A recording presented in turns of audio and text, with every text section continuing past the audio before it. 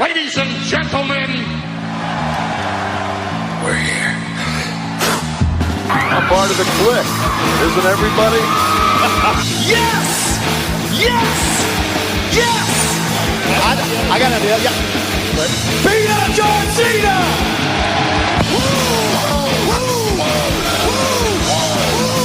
Give me a hell yeah! Oh, a little bit of the bubbly. Too sweet!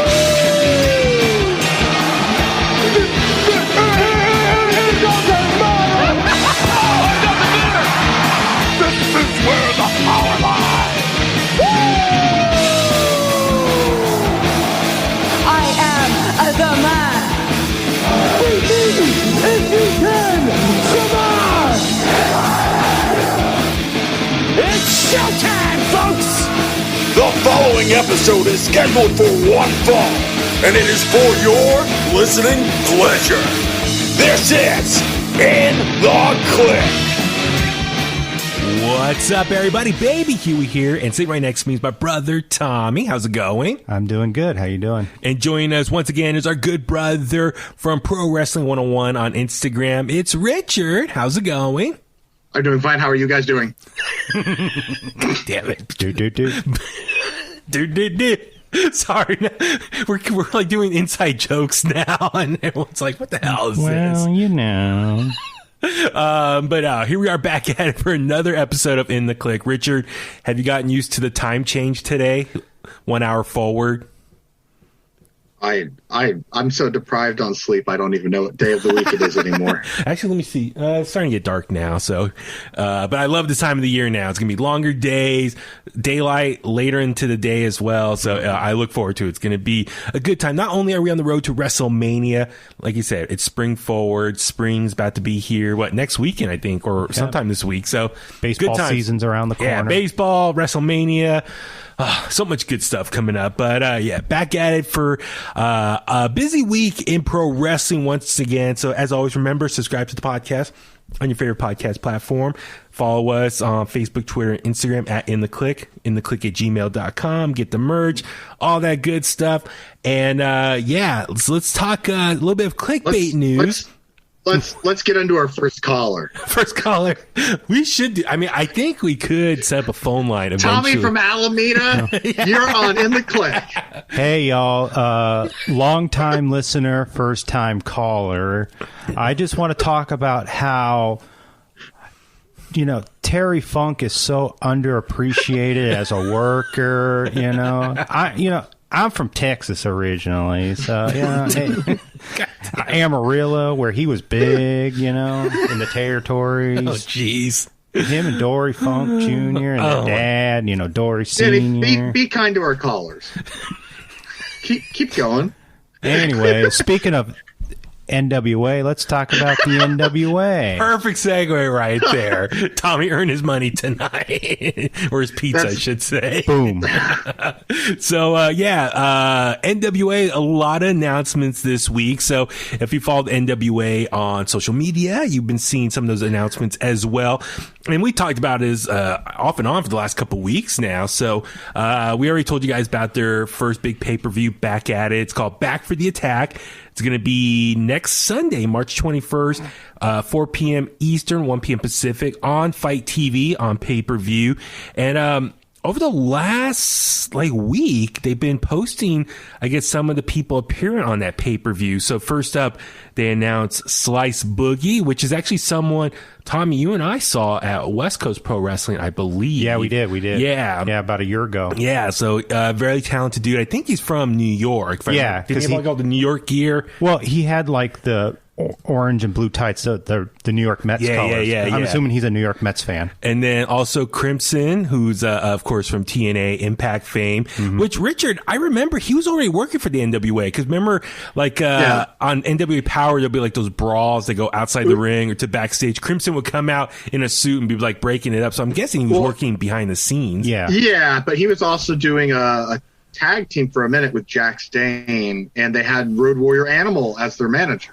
That's right. That's okay. right. That's Yeah. right. So that's very cool to see Crimson get back at it. And Plus, get he back did in the have a ring. title match against Nick Aldis a couple years ago. Crimson did? Yeah. Yeah, he did. Yeah. Okay. It was on YouTube before they took it down. Is everything on YouTube still gone? It's still gone. Yeah, it's just the 2 videos. I mean, I'm guessing maybe all the other videos are just made private. I wouldn't be surprised if they not completely deleted them. That'd be kind of sucks. But yeah, if you go to NWA's YouTube page now, there's only 2 videos, and that's the recent stuff, the announcements that they have going on. But also, Jordan Clearwater is going to be performing. I think he's going to be quite a young up-and-comer. I don't know much about him. Yeah. I've only seen one of his matches on YouTube, but he looks like he's one of those fresh baby faces. You know. Is he the albino kid? No, I mean, Pale? Yeah, he's got blonde hair. He's got white, pale skin. Yeah, I mean, I don't know much. And then He's also listed at like 6'3", 220 pounds. oh wow, on there. oh damn. Just also, like me. Just like me. Yeah. Cut. Tyrus is also going to be on the show, formerly known as what was his name in WWE? He's the Funkadactyl. Funkasaurus. Yeah, or that. Yeah. Oh, so he's been doing a lot more. He hasn't been wrestling as Fox. much. What's He that? works for Fox. Yeah, he was doing like he's been contributing on Fox News or But like he was something. on Impact as well. Yeah, Was that's he? right. Yeah, I remember him. And then No one watches Impact though, so I don't know where anyone. Well, would this was see several that. years ago. yeah, he No one was probably watching several years ago. I know.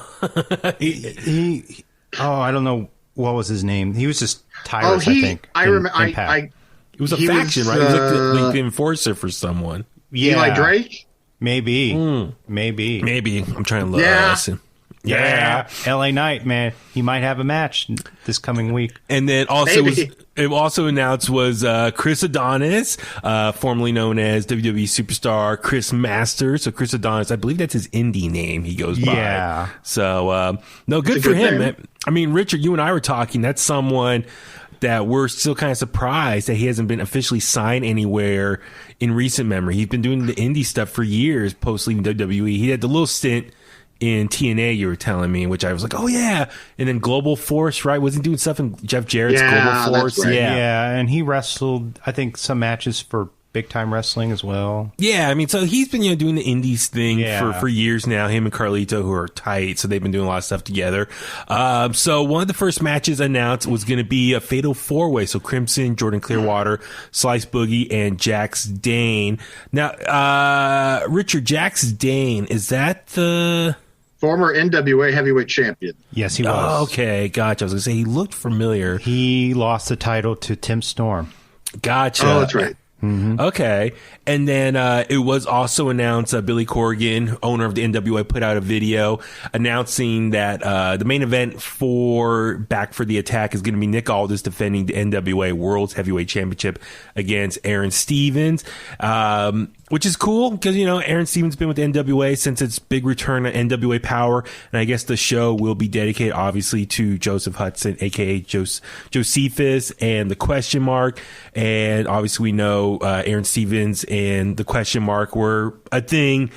Almost a year and a half ago when NWA Power started. So I think it's very cool. It's obviously the show's going to be dedicated to him, and then this main event is also very much going to be in his memory as well. So it's going to be cool, man. I'm looking forward to it. It's going to be on Sunday, a few hours before WWE's Fastlane. So it's going to be a busy day, I'm sure, for a lot of fans watching NWA first and then tuning in the Fastlane right after. So definitely check it out. Support NWA for their big return. And then I guess they're going to be filming a lot of stuff that weekend as well for the show. It also looks like if you're looking at the video packages, we're going to get a return of Tim Storm, Trevor Murdoch, Thunder Rosa, Melina from WWE. If you haven't seen NWA before, Melina Perez is there. Camille. Yeah. So, and then her fiance, Thomas Lattimore. Thomas Lattimore, yes. Yeah. Charlotte Flair's ex, right? Yeah. Yep. Yep. You got all smirky. like He just traded one giant blonde in for another. I Didn't know, he? what a lucky guy, man. So I need a British accent or something. Isn't he Australian? Yeah. Or is he Australian? He's Australian. Oh, okay. It's the same thing. Australia just Australia is just a prison island for us for the Brits. England, so Yes. yeah, it's the same thing. Exactly. They're terrible people, all of them.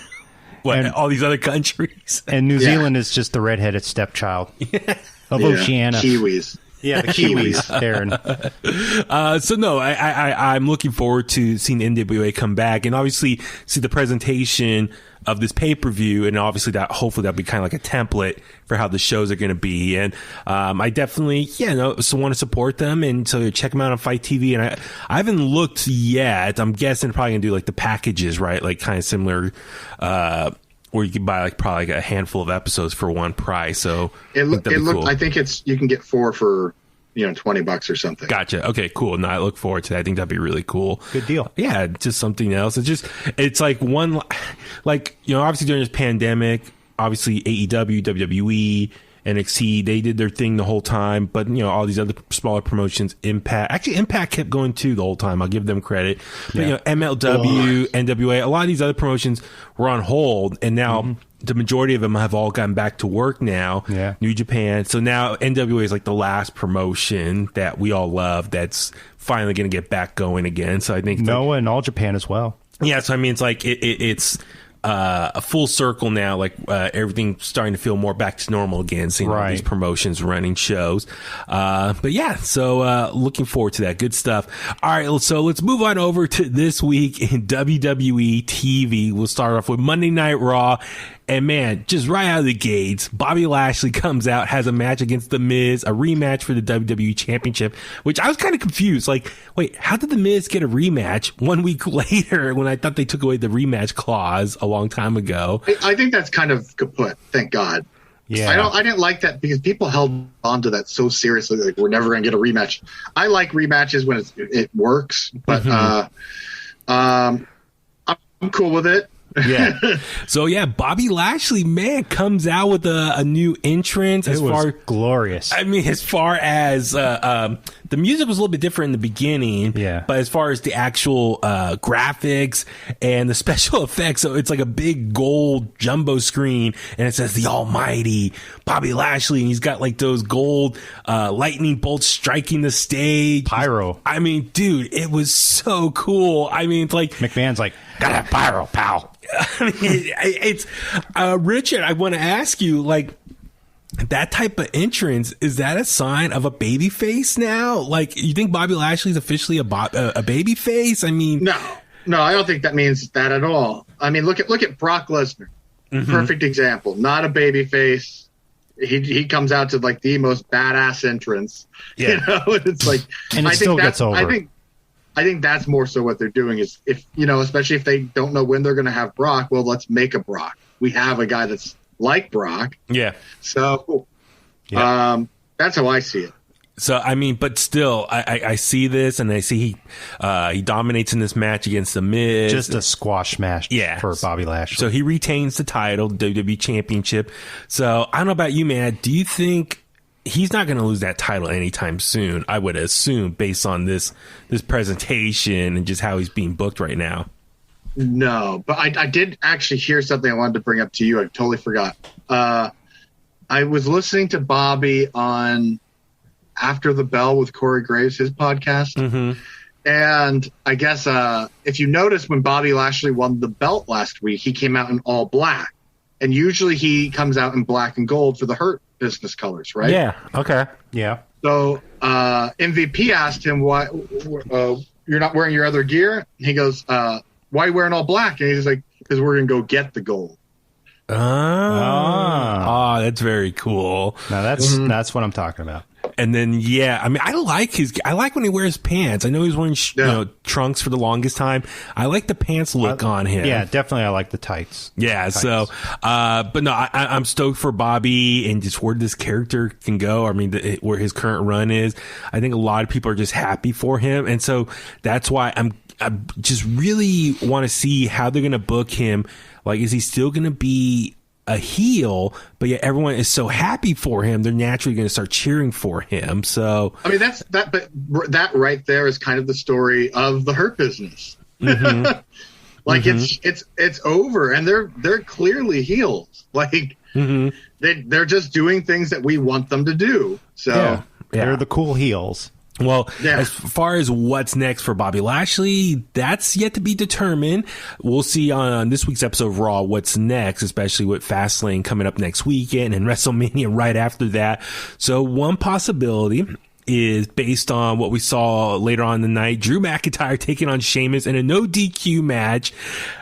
Dude, this match was just awesome. It was. These two have great chemistry. Yeah, it was just hard hitting, balls to the walls, back and forth. I mean, the after photos that each of them posted of just their backs all shredded and red and torn up was speaks for itself. Oh yeah, it was more violent than some death matches you see. So. But I mean, it's just they laid into each other, and that makes me wonder, like, real talk, like, if you're a wrestler and you're like, not to break kayfabe, but you're wrestling like a legit friend of yours, do you have better in-ring chemistry, or you know how to treat each other better versus like a complete stranger? Everybody in ECW will tell you that it's easier to go in there with someone that you like, because you will just be able to beat the crap out of each other, and it's understood what's going to happen in there. Yeah. I mean, you guys it's just easier, I think, to deal with one another. But I just posted a photo yesterday or so of Bubba Ray Dudley with a cheese grater to Tommy Dreamer's forehead. I saw that photo. Yeah. And they're the best of friends. And Joey Styles even says it on the announcing that these two love each other. It's just like, I think it's just easier because it's someone that you're not afraid is going to take something the wrong way. Yeah, I think that's the big thing, is you guys know where each other stands, and what with one's action, the other person knows, it maybe not intentional or it's for effect. You guys just have that common bond. You guys know how to relate to one another. So it's it's funny when you say that. I mean, they're also a couple of the hosts on Busted Open Radio as well, so that's very cool seeing that. So this match ultimately led to a no contest, because both of them each grab like the top half of the stairs. They go charging at each other. The stairs hit each other, and they both fall down and are like knocked out. And Sheamus, the camera angle they had for him, where the top of the stairs hit him, the way he sold that was great, as far as like, the ricochet bouncing into him, no pun intended. It looked like it hurted. Drew was not as much, but I mean, it's really tough, I think, to time that, and you can't see your opponent because you have the stare in front of your face. But I think that I didn't realize how ugly it looked until the replay. Yeah, when they kept replaying over and over, it was like, it was like, that does kind of fall on his face. So, I won't break kayfabe there, but yeah, there's new equipment. That's all I'll say. What equipment? For the stairs? Yeah, they're lighter. Oh, okay. Yeah. I'm sure. Yeah, totally. So, no, but I mean, this match, the way it ended like that, it's no DQ. So now, obviously, okay, this is the second match to end no DQ. There's going to be a third one, obviously. Now there's talks of probably going to be a match at Fastlane, and what kind of stipulation would that be? That's yet to be determined. But let me ask you this. Do you think that match at Fastlane, if it happens, which probably will, should that be like a number one contender match, and the winner faces Bobby Lashley at WrestleMania? Or as a possibility, maybe there's some weird, situation how the match ends at Fastlane, and both of them could take on Bobby Lashley and just make it a triple threat at WrestleMania. Yeah, that could work. So here's where I'm conflicted. Okay. So I know that one of the main reasons why Bobby Lashley came back to WWE is because he wanted a match with Brock Lesnar. Yeah. And he has not got that match since he's come back. We all know that clearly, because we all want to see it. I think the only difference between him not having that opportunity before and now is now that Bobby Lashley is the world champion, it's a higher stakes match than just having two guys have an athletic competition. Yeah. So I mean, like, part of me is, I really feel like this could easily be a triple threat, because that way Sheamus could be the one to eat the pin. That way Drew stays strong. You could also tell that story, though, with what just happened on Raw, because that could be their way of getting Sheamus off of TV. So Drew can have his WrestleMania match. You know what I mean? Like there's an out now for Sheamus. So Sheamus, I hate to say it this way, but he wouldn't have a WrestleMania match. But. Yeah. I mean, what do you prefer? Do you prefer a one-on-one match or a triple threat match for WrestleMania for Bobby Lashley? I mean, for me, I'm really on the fence about triple threats. I'm always a big fan of just one-on-one, especially on a big stage like WrestleMania. I would rather save the triple threat for Roman, Daniel Bryan, and Edge. Yeah. And give Bobby a one-on-one, because I don't think you want to do 2 triple threats like that. And that's what I'm glad you brought that up. That was another idea I had based on what we saw on SmackDown, which we'll touch on shortly. So we'll see how this plays out. But I mean, Sheamus, we talked about it for weeks. He's been putting on these banger matches, and obviously him and Drew have been doing some great work. And they're the top 2 guys that have a reason to claim against challenging Bobby Lashley. So we'll see how this goes. But yeah, I love this match, just how hard hitting it was. And Richard, I always think about that comment you made a while back where you can be violent, but not like bloody. You know what I mean? Like you could be hard hitting. Yeah, blood and guts, bleeding everywhere. You can be hard hitting and still have a really strong story of destruction. And this was a great example of that. Of these 2 guys beating the crap out of each other without having to use blood. So that's something I really enjoyed.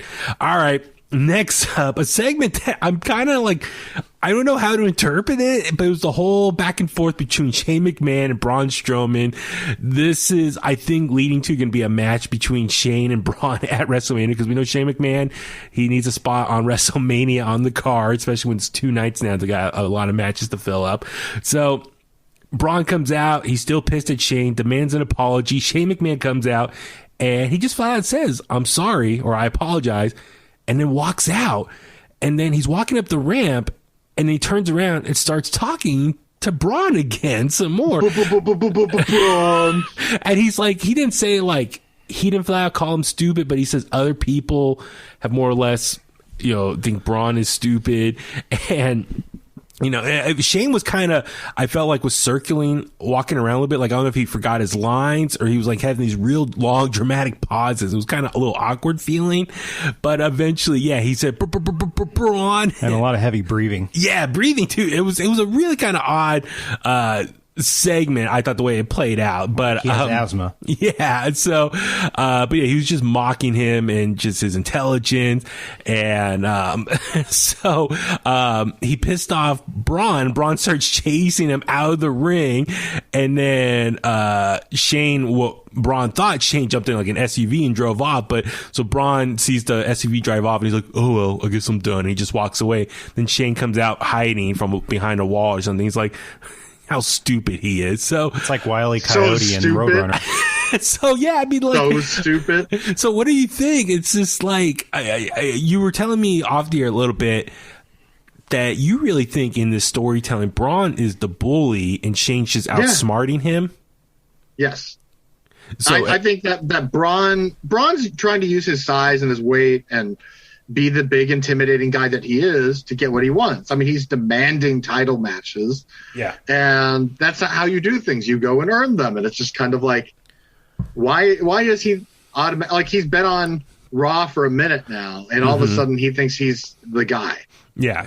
So to me, Shane's the baby face. Even him provoking Braun the way he did, I feel like that's kind of giving the bully a taste of his own medicine. Like that's standing up to the bully to me. Yeah.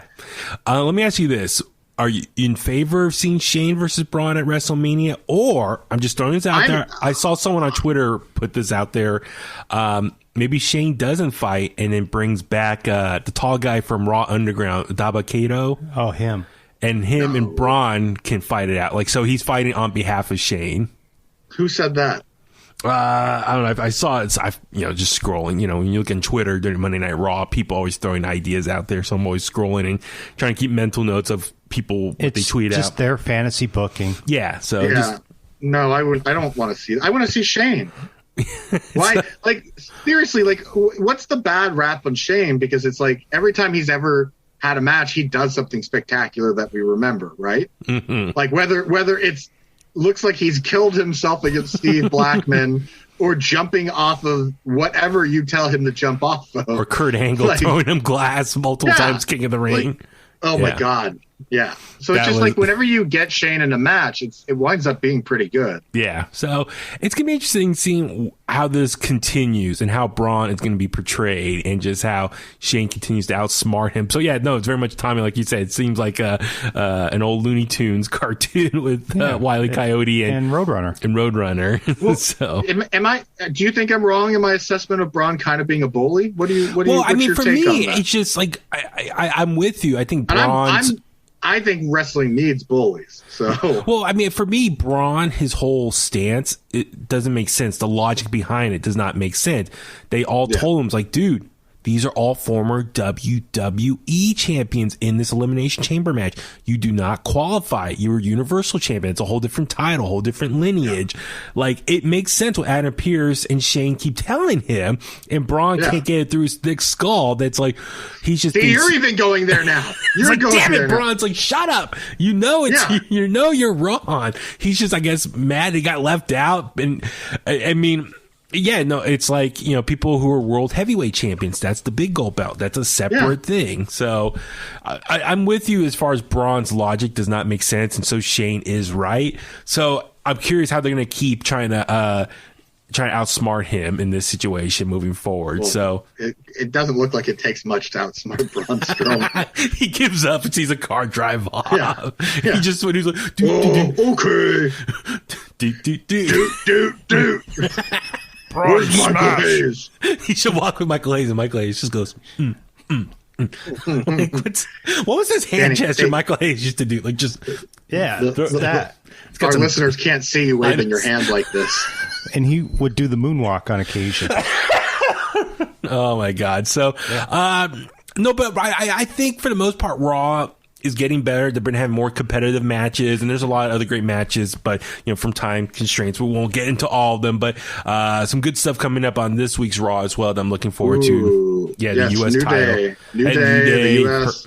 Her business, all that stuff. And yeah, obviously, I mean, we talked about enough, Randy and Alexa Bliss and their whole thing. So once again, Randy puking up more black goo. So we saw that at the end with AJ Styles match and AJ picking up the victory. So Papa Shango cursed him. Well, I was wondering if that was leftovers of the ashes of Bray Wyatt.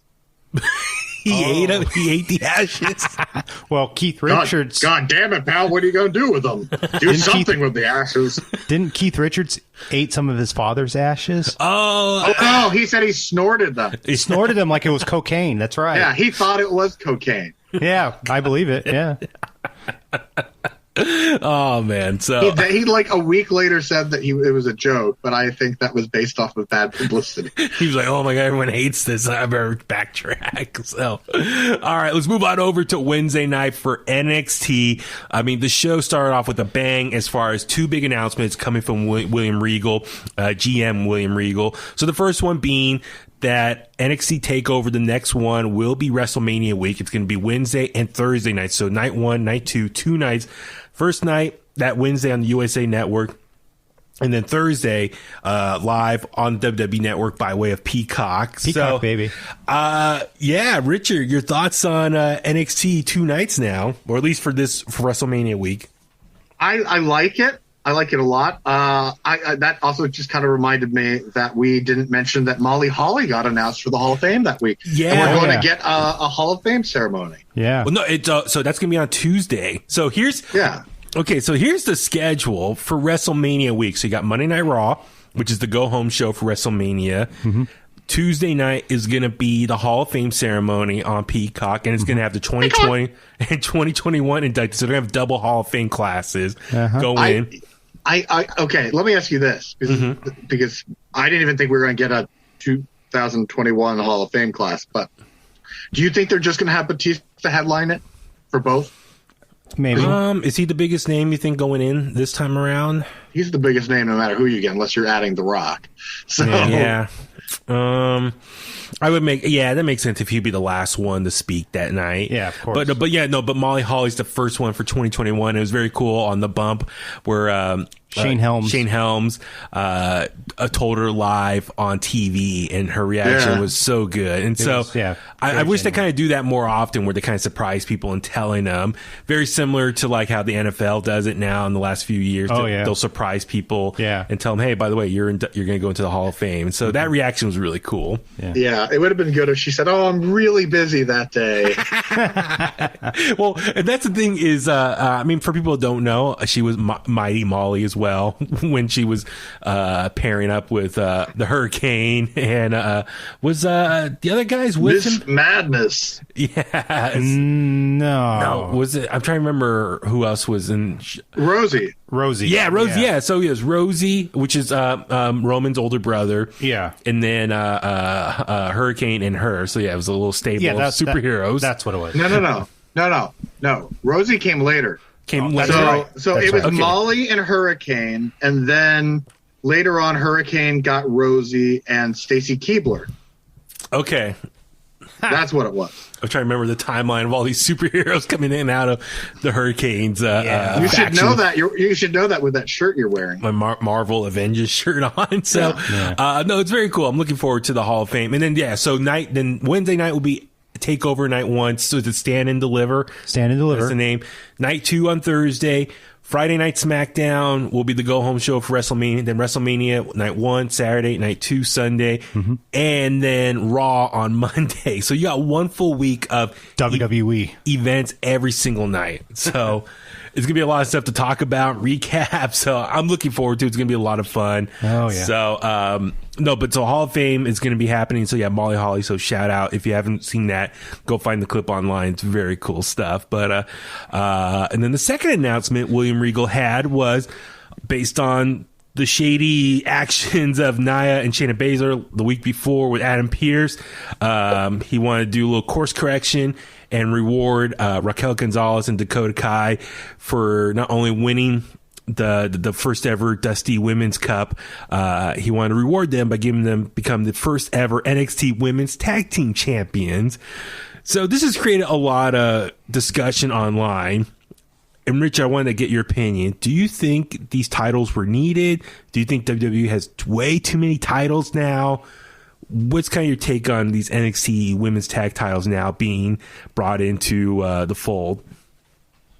First, I thought too many titles, right? Yeah. And the more I'm thinking about it, it makes sense because NXT is kind of its own entity, right? It's booked completely different than regular WWE. Yeah. So my train of thought goes to this is part of their global expansion. Okay. So I think that those titles will wind up seeing be defended on NXT UK, NXT Japan, NXT wherever. Mm-hmm. So I think it makes sense in the long run to have it like that. Yeah. And it makes it very cool because we might not see, if we don't see the NXT Tag Team Champions for a week or multiple weeks, that might just be because they're going around the world to defend them, which is a really cool concept because WWE Raw and SmackDown do those, global tours, but like it just feels like a regular WWE show, where this feels like you've got an all Japanese show and here comes the NXT Women's Tag Team Champions. That's kind of cool. Yeah, no, I you brought up a lot of good points, and I agree with you on that. As far as NXT, let's be honest, I know they're the third brand under WWE's umbrella, but they very much are their own universe. We've seen so many people who do well on NXT, then when they get to Raw or SmackDown, they kind of change things up or go a different direction with their character. And so NXT does one way of handling the wrestling business and that roster, and Raw and SmackDown are separate. So, I mean, for me, I would, of course, have loved seeing the WWE women's tag titles defended more often or have a presence more in NXT. It feels like they throw them a bone every 6 months. Exactly. And that's what sucks. But at the same time, I'm like, okay, and you brought up a good point. They got NXT Prime. They got NXT UK. And when William Regal was talking and had the whole women's roster standing on that stage, dude, how deep is that roster? I mean, especially with the new signings. They have so many talented women performers. It's insane just how deep that roster is. So, theoretically, if everyone, starts competing on a regular basis, that's going to be great. I mean, so those NXT tag titles should have plenty of people to fight for them. Furthermore, how I think that also says something to how deep the main roster women's tag team division is, and we've been seeing consistently Nia and Shayna defending the belts against makeshift tag teams. It's like part of the thing people complain about is that they just threw these people together as a tag team. It's like, well, it's a new division. These weren't tag teams before. Mm-hmm. Like there wasn't a women's tag team division before, so like you kind of have to deal with that. But yes, well, so for me, keep in mind, you got NXT Prime, you got NXT UK, maybe, and also if you want to include NXT Evolve, if that's officially going to be happening. So there's probably going to be plenty of women performers there. Is it going to be called NXT Evolve? Is that was the rumor that the graphics that were made and the stuff that they already filmed at the warehouse, that was the graphics used on the screen. Okay. So, I mean, they didn't officially announce anything, but they said that stuff was filmed at that one warehouse they use.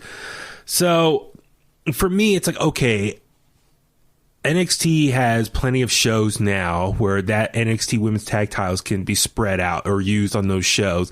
So that'd be kind of cool if, not to jump a gun, spoiler, Shotzi Blackheart, Ember Moon are the current champions now. So maybe, they do a run in NXT UK at some point if they're still champions down the road.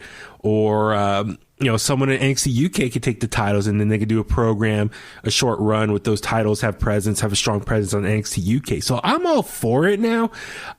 Sure, it's a lot of belts to keep track of, but at the end of the day, as you said, NXT gets treated as its own separate thing. So, and let's be realistic as well. Like as great as of a show as NXT UK is, I don't think that their fan base is, it's very small. So, there might be people that don't watch the other brands and just watch the NXT brands for all we know. So, if you can follow it, then go for it. I mean, I don't see why you couldn't follow it because I don't think anyone just watches one thing. Whether that's MLW, AEW, NWA, whatever. So I'm looking forward to it. No, we'll see how they use these titles. I hope they kind of have a strong presence on whatever shows that they go on. I mean, they do travel and make appearances regularly on all their shows, so that'd be cool. And then so next up was the first match of the night. It was the Women's Championship. Io Shirai defending against Toni Storm. I thought it was a solid, good match here. I mean, this is a follow-up from their triple threat from TakeOver last month. How about you? What'd you think of this opener here? I thought it was very solid. I think those two always deliver, so... Yeah, come on, Io Shirai at this point, she's arguably the best women's performer in all of WWE. What she can do in the ring, it was just so fun. I do want to ask you this: did the right person win? Part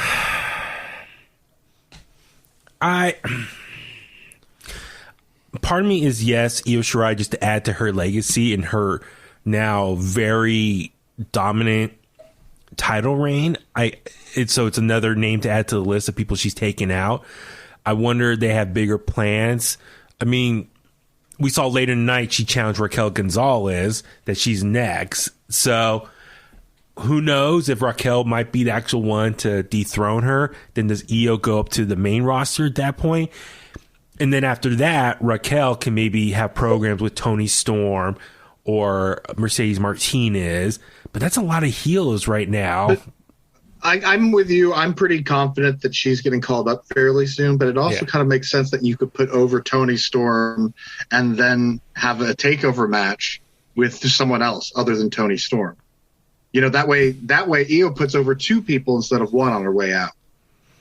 Drop the title this past week and then have a separate takeover match. To me, it makes NXT does something that's somewhat predictable sometimes, where whoever's like a champion for that long, they keep it until their last night. You know what I mean? Like it's just kind of. I see where this is going. So do you think maybe Io could potentially be dropping it at one of the nights of TakeOver WrestleMania week, and then maybe gets called up that Raw afterwards, the Raw after Mania? Yeah. My only thing is. Okay, so, well, I have more thoughts, but we'll jump into the next match because it's playing off that more too. So also during that opening segment, when William Regal crowned Raquel Gonzalez and Dakota Kai as the NXT Women's Tag Champions, Shotzi Blackheart, Ember Moon grabbed the mic, come on down, and challenged them for a match. And William Regal went ahead and granted it. So later on, we had a tag title match, the first one for the NXT Women's Tag Title. So Shotzi Blackheart taking on, and Ember Moon taking on Dakota Kai and Raquel Gonzalez. I thought it was an okay match. I think Dakota Kai and Raquel... What's that? Okay. I thought it was very good. No, it's solid. It's just Dakota Kai and Raquel, like, I think they have pretty good chemistry when they're working together. I mean, they're definitely more known, I think, for their singles runs, but I think they really focus more on the tag stuff in the last couple months because of the Dusty Cup. But this match I enjoyed it for the most part. Shotzi Blackheart did her thing, flying out of the ring like she always does, the crazy stunts that she puts on out there. But ultimately, it was a big shocker, surprise. So Dakota Kai and Raquel Gonzalez were only champions for barely an hour before Shotzi Blackheart and Ember Moon defeated them and become now the second ever NXT Women's Tag Champion. So what do you think of just that short title reign for Dakota Kai and Raquel Gonzalez? I mean, I'm a pretty big fan of Dakota Kai, so it's just, for me, it's whatever. They're the first, though. You can always say you were the first ones to have something. Is always a good thing. I'm a little frustrated because I'm like, okay, you just give them these titles and then you take it away from them 1 hour later, and I guess part of it is, well, for me, my only concern is that it's going to hurt Dakota more than it hurts Raquel because we see where they're going with Raquel. Yeah, so after their loss, they cut the promo backstage, and Raquel brought up a good point. She's like, listen, you can be champion for a day, 5 days, 5 weeks, but we were the first champion, so no one can take that away. And then Kane is a former WWF champion. He was for less than 24 hours. Yep. Is that when Austin beat him the following night on Raw? Yeah. Yeah. So I get that. It's just, so we saw the backstage promo. Io Shirai comes out and just challenges Raquel Gonzalez. So just calling her shot. I thought that was pretty badass on Io's part. I guess for me, it was a lot of back and forth the last few weeks in the women's tag division. As far as we see Raquel Gonzalez and Dakota Kai, they get screwed over last week. Even though it's heel versus heel, them getting screwed over, that's very much in a storyline what would be reserved for a babyface tag team to get screwed over. And then the following week, this week, they get the tag titles and then get them taken away. That's also very much what a babyface would potentially, be involved with. So I very much thought like it was a role reversal the last couple of weeks for the women's tag division. These heels are suffering all these losses that a babyface tag team would encounter to add more sympathy towards them, if that makes sense. Sure. Yeah. Okay. But they also somewhat came out. I'm agreeing with you, by the way. Okay. When they came out and accepted the belts, they kind of like cut a babyface promo when they got the belts. And they're like, we're going to have these belts for a long time. I'm like, that was foreshadowing. Yeah. So, anyway, I'm just saying it was a fun match. And then, but yeah, I'm happy for Shotzi Blackheart and Ember Moon because they've been doing great things in the tournament. And, Shotzi had her moment, especially end of last year when she was the leader of the War Games team. Ember Moon, since she's been back in NXT, has been really shining. So I think this is a great way as a reward to both of their hard work in recent months. So, and I think as baby faces, I think they'll do great things and really kind of elevating this women's tag team division now. So that's going to be exciting stuff there. So as they were celebrating, walking out into the back and everyone's cheering them, we see The Way back there, and you see Candice LeRae and Indy Hartwell, Johnny Gargano, and then Austin Theory comes up, and he thought Johnny paid off the psychiatrist or psychologist, and he's like, well, yeah, you got paid. Those sessions are not cheap. And then Austin's like, oh, okay. And then he's still pissed at Dexter Lumis. So, I mean, that match is going to happen next week. So what do you think of The Way here and Johnny's kind of manipulating Austin Theory to his advantage? Much like Braun Strowman, I don't think it's very hard to manipulate young Austin Theory here. Yeah, exactly. And then next up, we saw the main event involving the NXT Championship, Finn Balor defending against Adam Cole. And Baby. It was interesting. Adam Cole still coming out with Undisputed Era music, had the Undisputed Era gear. You can't waste that music. Someone's got to use it. And that's the thing. I think Adam Cole should still use it. Yeah. Even as a singles. I mean, that music's so... He was the leader. Yeah, and it was so attached to him.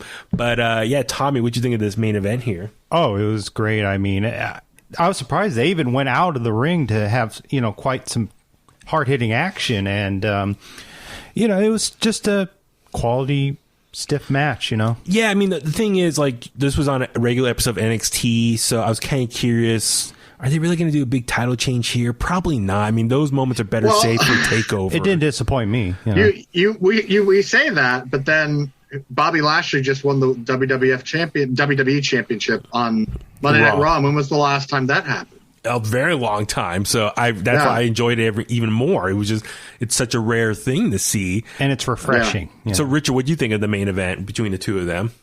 I thought it was very, very good. I like the aftermath to the main event stuff a lot too. We got Death Magnetic, Kyle O'Reilly. Yeah. So I mean, like I said, Finn Balor, Adam Cole. You're going to get a top notch match here. So they were both. I really don't think this is the end of these two somehow. Like it feels like there's a lot left for those two to do. Like. Because that feels like a feud that, on paper, the last couple weeks they've been building, but when you go back further, it's like, no, these two have had stuff for a while. Like, these two really... Kind of like Gargano and Ciampa, right? Yeah. It could be ongoing. I mean, but at least these matches are spread out, though. I mean, if it was on the main roster, these would be back-to-back weeks. At least here... the last time they fought was back in August after Karrion Kross relinquished the title and Finn won, or it was the Fatal 4-Way, and then the was it bonus time or overtime match? Yeah, the following week. So Finn's 2-0 against Adam Cole in the last 6 months. Yeah, baby. But I mean, I could see them having another match at some point. But I said I really enjoyed this match. I mean. I think between the two of them, they're such top pros in WWE as far as wrestling goes. I doubt they can put on a bad match together. It would not surprise me to see Adam Cole cost Finn Balor the NXT championship. So that's the thing. So they went outside. Kyle O'Reilly showed up with his denim vest and his Metallica Ride the Lightning shirt. Yeah. And, more or less, scared Adam Cole, and Finn was able to hit the 16 outside and the coup de grace inside the ring, get the victory. And then I like how Finn more or less just extended his hand and be like, all right, Kyle, go ahead, beat the crap out of Adam Cole. And Adam Cole's like, no. And then we tried to low blow him. Kyle O'Reilly caught his hand. His arm, ripped off the Undisputed Era armband, and threw it and said, officially saying Undisputed Era is done. Yeah. Did you notice Kyle's elbow? Yes, everyone's been commenting on it. You know what I think it is? I think it's bursitis. It's calcium. It's calcium from when he got suplexed on the steps. That's right. Okay, I thought it was bursitis. Well, I mean, I just think it's all the liquid, filled up there. Yeah. So we've seen that with John Cena, if you remember, a few years ago. Yeah. So what'd you think as far as, and then Kyle O'Reilly started beating up Adam Cole. I was kind of laughing the way he was throwing the punches. It was kind of like... It was like ground and pound MMA style. Yeah. So it was a little bit of a different style of throwing punches at him. Yeah. So my guess, it's going to lead to Adam Cole, Kyle O'Reilly, probably one of the nights at TakeOver, maybe night one. And then Finn Balor's just standing in the ring watching them go at it, and then all of a sudden the way it was shot, you could see he feels like a presence behind him, and he says, "What took you so long?" And he turns around, Karrion Kross standing there, and then they have arms crossed, and you have the face off. I mean, and Karrion Kross, the way it was shot, it was perfect. It made Karrion look like a giant compared to him. This is the kind of thing we're going to miss when things go back to normal, because we're not going to be able to get away with stuff like that when there's fans. That's true. That's true. Yeah. They would totally just spoil it. There's been lots of these little gems like that they've stuff you could never get away with. Like with when Keith the Lee crowd. would stand up in the corner. Yeah, exactly. Like toodaloo. Hello. Yeah. So it looks like, we're going to Was get... that a Mrs. Doubtfire reference right there? Thank you. Toodaloo! Yeah, that's it. Good knowledge. So we're going to get Finn Balor, Karrion Kross, probably, I'm guessing maybe night 2 of TakeOver. I actually think these guys are going to mesh pretty well in the ring. I think so too. It's going to be really fun. Balor's going to dish out just as hard as Kross is. And So I don't know what's going to happen though. I mean, early predictions, because there are those reports, rumors that Karrion recently went to the Thunderdome and had a meeting with Vince McMahon. So I wonder, would Vince call up Karrion Kross the night after WrestleMania?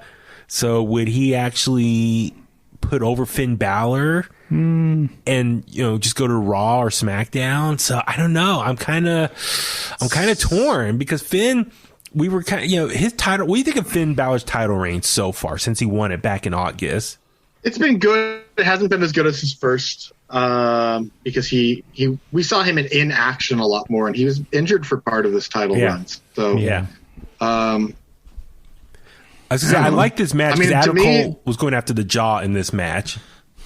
Yeah, they're trying to tell that story, and I was kind of over that. But to me, the NXT World title hasn't been as prestige. I think the NXT, none of the titles have really meant that much the last couple months, to be honest.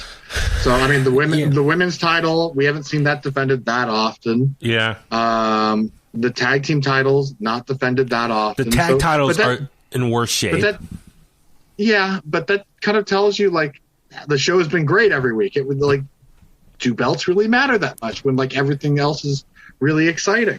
Also, can't we? Like, we go on.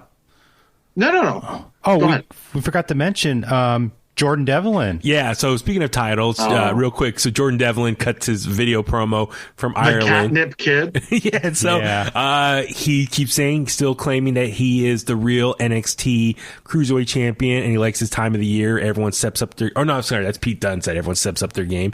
But Jordan Devlin wants to come back to America. His flight restrictions have been lifted. He's tired of the rain and wants some sunshine from Florida. So it looks like he's challenging Santos Escobar.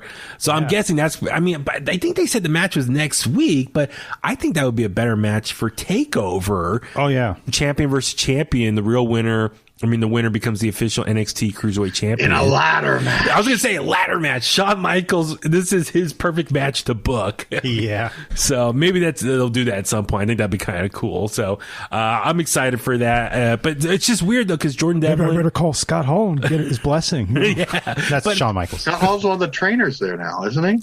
Scott Hall? Yeah. I don't know. I didn't know about that. I'm not sure. But I'm just saying it's interesting because it's going to be heel versus heel again. So Santos Escobar, he's been going up against like fellow heels. So it's going to be interesting. Santos has friends. Yeah. So that's the difference there. I look forward to that match though. I'm excited for it. I have a kind of feeling. I don't like Jordan Devlin. I don't like looking at him like he's weird looking. He legitimately looks like a cat. But he's a good wrestler, man. But I don't care. He's got an oversized head on a tiny body. It's really weird. It's I have a feeling Jordan Devlin's going to win, and then Santos Escobar can move on up to like maybe the North American Championship. Yeah, that's more suitable. That's what I'm thinking might be good for him, because then he can take the NXT Cruiserweight back to NXT UK or 205 Live and all that stuff. So, but no, I really enjoyed this episode of NXT. It was action packed with 3 title defenses and all these big announcements. So good stuff. Kudos. All right, let's move on over to Friday Night SmackDown before we wrap things up. The big thing, obviously, it's this 3-way dance between Roman Reigns, Daniel Bryan, and Edge. So we see Edge, Daniel Bryan cut a promo to start the show, and they're both kind of spilling their cases of why they deserve to be in the main event of WrestleMania. Edge more or less saying, like, listen, you say you've been wrestling the most, this beginning part of the year, but I've been wrestling up to like 7 times a week back in the day. I mean, that's one thing, that was like what, 10, 11 years ago, but he fought like, Undertaker, Eddie Guerrero, Kane, British Bulldog. I mean, just the list of names that he listed off there. So he's trying to say, like, don't come at me saying you out wrestle everyone where I was kicking ass years ago. Daniel Bryan comes out and, puts his case up. I mean, what do you think, Richard, of just that opening segment between the two of them?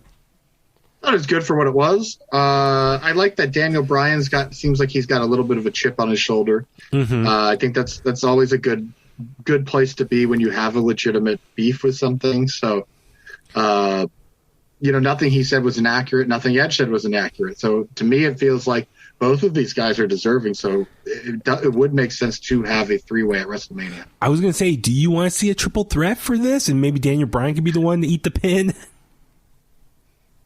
Yeah, that's a good call. Then Roman can ask for his title shot because he never got pinned. Yeah. Mm-hmm. So that's what's interesting here. I mean, I understand both cases. They both are very true.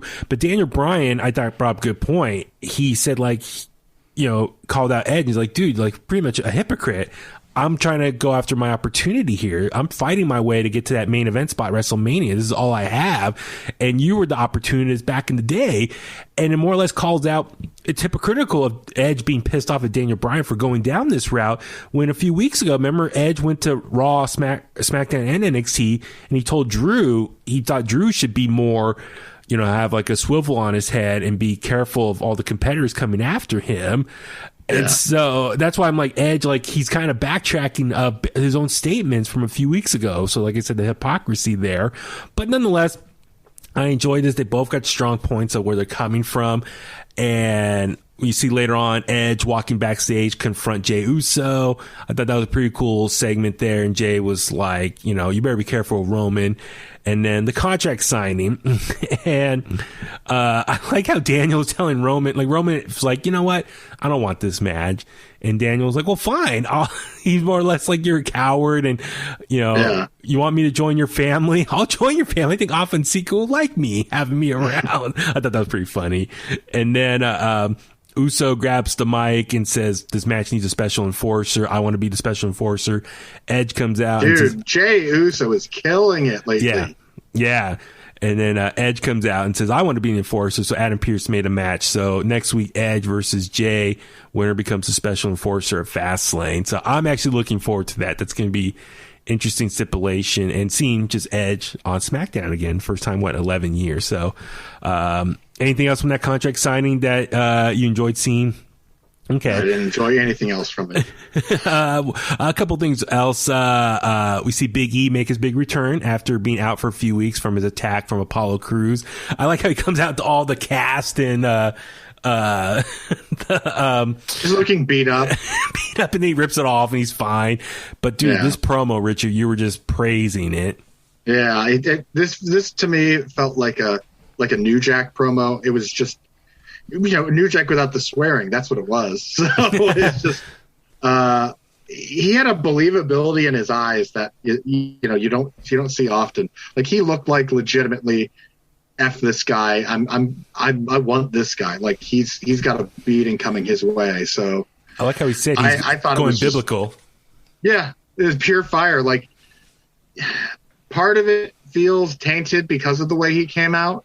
Mm-hmm. Where it's like it doesn't take away from the promo for me, but I can see how someone could say that he came out kind of silly and then got real serious real quick. But yeah, I thought the body of the promo itself was spectacular. And I enjoyed it, though. I think Big E is finally starting to be a little more serious. I think that's one criticism people have had for him. It's like he's kind of like the big goofball. And, if you want to be like a big time main eventer, you got to be a little more serious. And so I think if this is the beginning of that transition to really start molding him into a main event competitor, I'm all for it. And I really enjoyed this promo here. And then he calls out Apollo Crews. He's looking around for Apollo. Apollo comes from behind, opposite side, beats him up, and tells him to stand up, and then he hits him. So I'm all for this. I don't know if this should be a match at Fastlane or is this better served for WrestleMania, but it looks like this is going to be the program for the two of them for the foreseeable future. And then this is obviously coming off Sami Zayn also challenges Big E for a match as well. That was good. That's actually, before Apollo attacked him, he had this match with Sami Zayn, which was pretty good stuff, I thought, in the open challenge, taking over King Corbin's spot. And then last but not least, I just want to touch on Sasha Banks, Bianca Belair, and their whole thing right now. We see Reginald go out shopping with Nia Jax and Shayna Baszler. Shayna Baszler had no desire to be there in the clothing store. And Nia was all about it, spanking Reginald's butt and everything. What'd you think of this whole shopping set? I kind of enjoyed it because it was just like... I thought it was funny as hell. Yeah. It like the longer it went on, the more I was chuckling. This is just like, oh my God, I can't believe how long this is. But like, it was funny. Like, I enjoyed it. It did exactly what it was supposed to do. And then later on, Reginald was modeling his clothes during the Natty Tamina versus Sasha Banks Bianca Belair match, and he was a distraction that caused them the match. Now, they're using Reginald to build up the tension between Sasha and Bianca. And for me, I'm just a little baffled because it's like, okay, Bianca, you're mad at Sasha. Tell him, like, this is your problem. Fix it. I don't like losing. But Bianca, it's like, don't you see Sasha does not want nothing to do with Reginald. Reginald just keeps sticking his nose in their business. So it's like, it's almost, I'm going to say like a stalker, but he keeps like overextending his welcome. So I feel like Bianca, like, I feel like her reasoning for being mad at Sasha doesn't really, it's not too strong of a reasoning. This is just to get them to the pay-per-view. Yeah, and that's the thing. Like, especially because next week we're going to get Nia and Sasha, right? Yeah. Yeah. So. That was Reginald's idea. So, Reginald, okay. So, and where's Carmella? I mean, that's my thing. Is Carmella's now? She's now looking for a new sommelier. That's it. So she should have like a casting call or something. Different people trying out. So, overall, it was an okay episode of SmackDown. Some of the other stuff was all right as well, but I mean, those are the big takeaways from it. So, all right. Yeah, not everything's going to be 5 stars in Tokyo Dome. So, well, I guess for me, it's just Fastlane. It's just no pun intended, a real big speed bump on this road to WrestleMania, and I feel like it should be. I don't know. I just kind of wish this pay-per-view wasn't happening, and you could just focus more on building up the stories to But I feel like they got to shoehorn some quick matches. They always do this, though. That's always been this. I mean, it used to be No Way Out. So yeah. So, but yeah, we'll see how it goes. All right, so let's start wrapping things up. Richard, where can the Kliqsters find you online? You can find me at Pro Wrestling 101 on Instagram. And nowhere else. And nowhere else. Please send your hate mail to me on Twitter at BabyHuey83. And if you don't have Twitter but you have Instagram, you can send your hate mail to me at BabyHuey83 there as well. Yeah, by the way, thank you. Alonzo, my boy Alonzo, is jumping on board and sending me hate tweets on Twitter. Alonzo.